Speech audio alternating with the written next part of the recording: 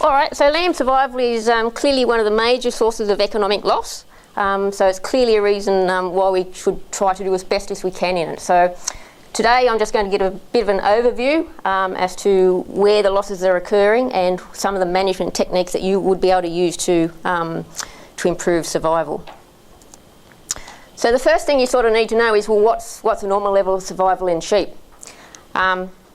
So there's been a lot of surveys done both in on commercial properties and in experiments, and the typical sorts of rates we get are that 20% of all lambs that are born will die, and if we're looking only at singles, about 10% of singles will die and roughly 30% of twins. Most of those deaths will occur within 7 days of birth. If you're getting losses after that age, there's something unusual going on. There is a lot of variation around these figures though. This data here is from a survey in South Australia of commercial properties where the mortality was between 4 and 50% of singles and between 15 to 85% of twins. So this shows you what the potential is, where you can get to in terms of very low mortality, but it also shows you that in some properties, in some years in particular, the results are appalling. So if you're getting anywhere down near those figures, something has seriously gone wrong. There is dramatic potential for improvement. The other thing to understand is, well, which lambs are most at risk. Merino lambs do have higher levels of mortality than crossbred lambs. I guess we all sort of like to think, well, merinos just like to die. And if you're comparing to the crossbreds, well, you certainly do think that. Multiple births are more at risk than singles, and if you're going particularly in crossbreds more towards triplet births as well, their mortality rates are even higher than for twins. Crossbreds are better at mothering triplets than merinos. In merinos, the survival is pretty appalling for triplet births. Survival is nearly always lower in maiden ewes than in adult ewes. That's just the way it is. So the next thing to understand is why do lambs die, and this is something you need to understand for your own property if you're trying to think about which techniques for management might be most effective. So starvation, exposure, mismothering and lambing difficulty account for about 80% of all deaths as a generalisation. Things like primary predation, infection, deformities and other things like misadventure, getting stuck in a fence, being trodden on by the ewe, things like that, usually only account for about 20% of deaths. Any one of these factors can be the major cause on a particular farm in a particular year. Okay, but as a generalisation, this is the breakdown. Some of you are probably thinking, well, geez, I've got a lot of foxes on my place, and geez, they kill a lot of lambs. That could be true. When we diagnose a cause of death, to be primary predation, it has to be fatal injury to a viable lamb, a lamb that would have lived. So foxes are, to a large extent, scavengers, and they clean up a lot of lambs that are already dying. So it has to be a viable lamb for it to be called, in this, primary predation. So certainly primary predation can be a problem, certainly if you live next to forest and certain locations it is a major issue. But in general, it tends to be a lot lower than what a lot of people think it is. The point of this table is that you need to understand what the causes are in order to be able to target the management to use the most effective management in order to improve survival. Now, the one thing that is the most important in terms of improving survival is in achieving adequate nutrition. It's the most important thing.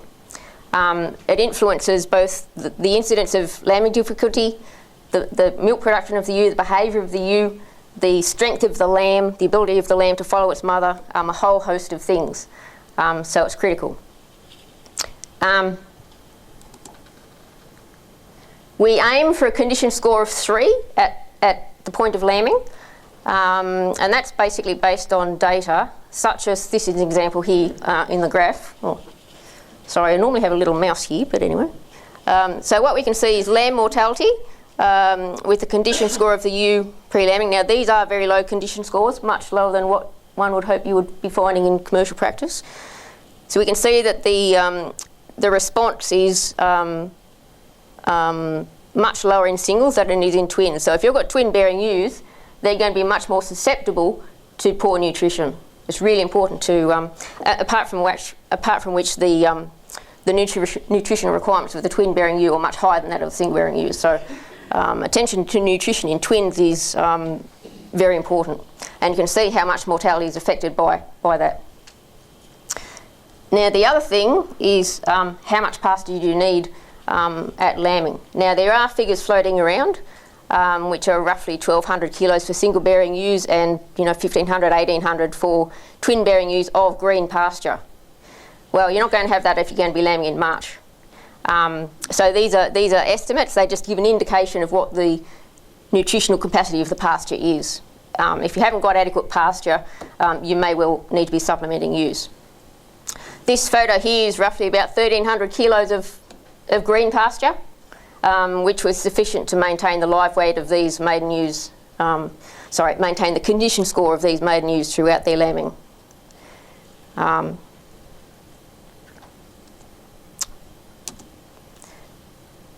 When nutrition is not adequate, we know we're going to get an increase in mortality. So you may well have to indulge in long-term feeding, but even when nutrition otherwise appears adequate, we can get a response in colostrum production to short-term feeding.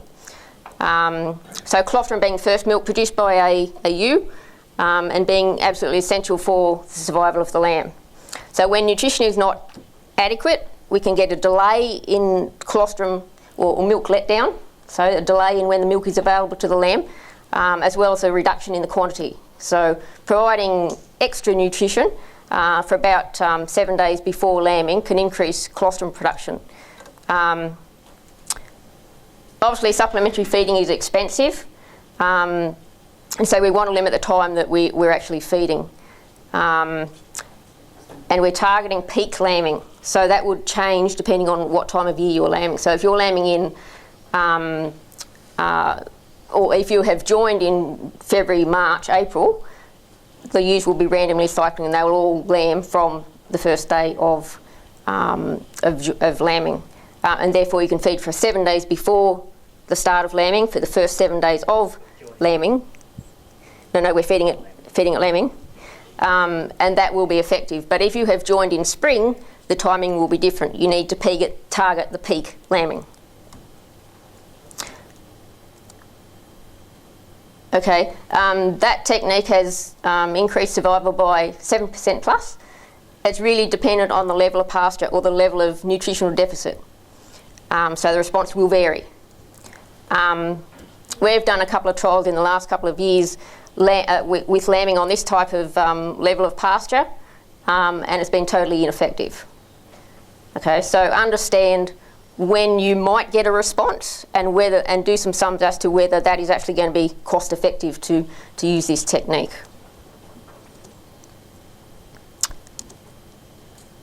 Anyone who's been lambing in the last couple of weeks, 2 to 3 weeks, will know that lambs really don't like cold, wet weather. So is exposure to weather a risk for your time of lambing? Exposure contributes to about 60% of lamb deaths. It's not just the sort of the really, it rains and they all die type of weather we have had recently. It's also the effects that it has on reducing the intake of the milk intake of the lamb. If it's cold, it's less likely to suck. If it doesn't suck, it gets more cold.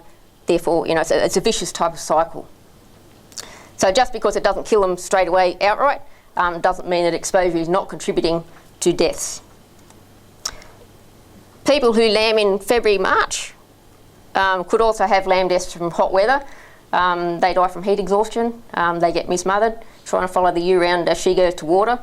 So in order to avoid those types of issues, clearly providing shade and minimising the distance the ewe has to travel to feed and water reduces the risk that the lamb's going to have to walk a long distance or the ewe's going to walk off while she has to go and get water. Because of when most of us lamb, Cold, wet, windy weather is a key cause of, or it's a key risk.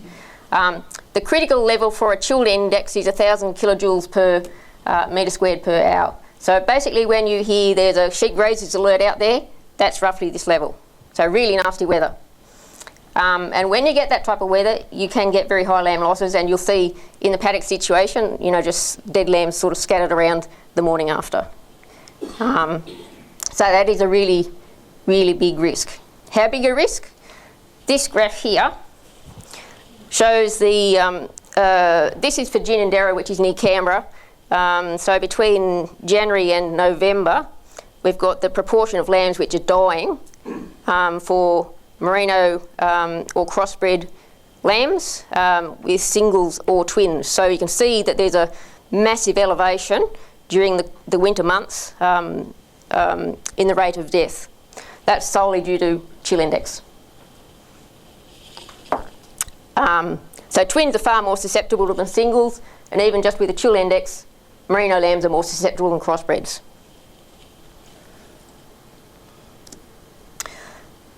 So we've also done some modelling on identifying what's the risk of chill in different locations. So this graph shows the median chill index, daily chill index, for different weekly periods, or for different weeks between May and October. So the median value for each week means that 4 out of 7 days exceeds that critical level. So we've got Hamilton in Victoria, which is a very nasty place, Orange, which is also very cold, Tarcutta and Temora. So what we can see is that a place like Temora, and just look at the top line in each figure, the risk of high chill weather occurring is only between about June and August, and the proportion of years when you're going to have a week of really bad weather is actually less than 20%. So high chill weather in Temora, yes, it does occur, but compared to other locations, it's quite low. So if you look at Hamilton, well, most of the year it's really, really bad weather, basically. So you're going to be really tough finding a week in there when you can lamb ewes without risk of high chill. Okay. Now the other thing that this graph shows is what's the effect of shelter. Shelter to reduce wind speed. So the top line is with no shelter, and this line here, where I've got the red arrow, is with 50% reduction in wind chill.